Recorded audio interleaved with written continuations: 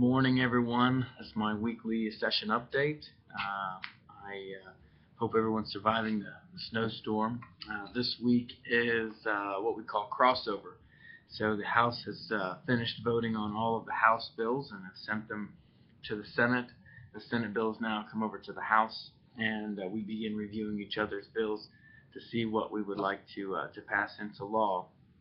So a lot of key votes happened earlier this week that I wanted to share with you. My bill, House Bill 1128, which was an economic development vocational bill, unfortunately died on the floor, really due to partisanship. So it's rather unfortunate, but we're very outnumbered.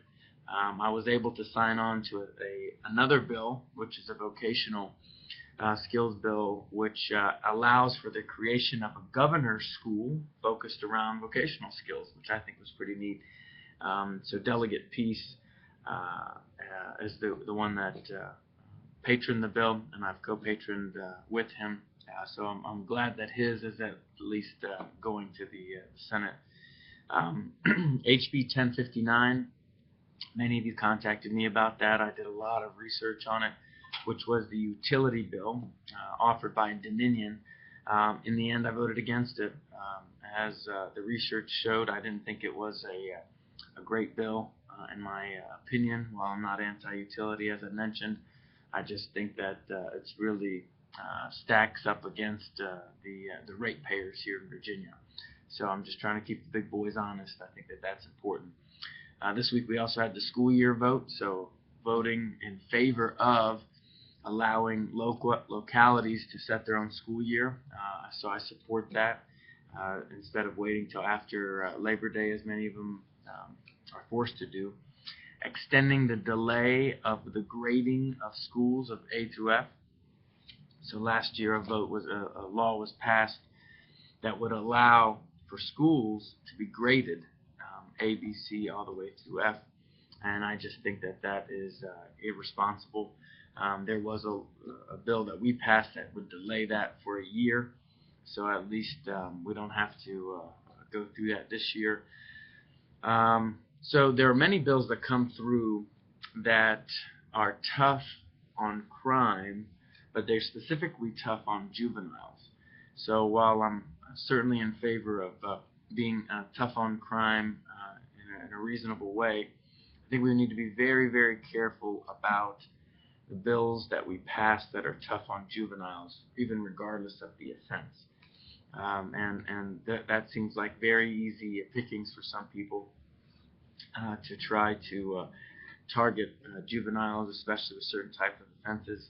And I just want to make sure that once we put that permanent stigma on a young person, 13, 14, 15 years of age, that will carry with them for the rest of their lives. So we just want to be careful about that.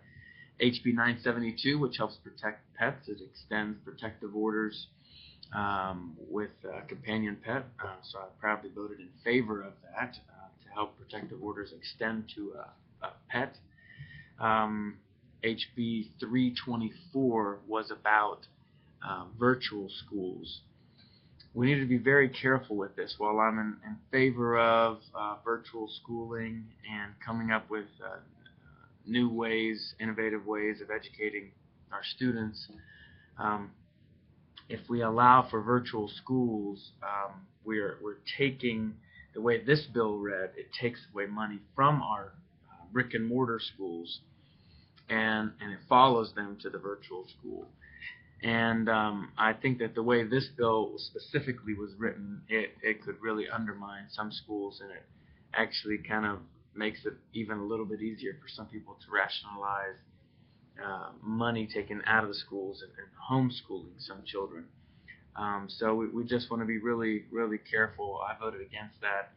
And, HB 606 was another bill that I voted against that that I wasn't in favor of. The big debate right now is still over healthcare. So we'll continue to be debating that, and hopefully we'll come up with some solution in the near future. Thanks, and feel free to contact me or my office if you have any issues that you're going through. We look forward to working hard for you.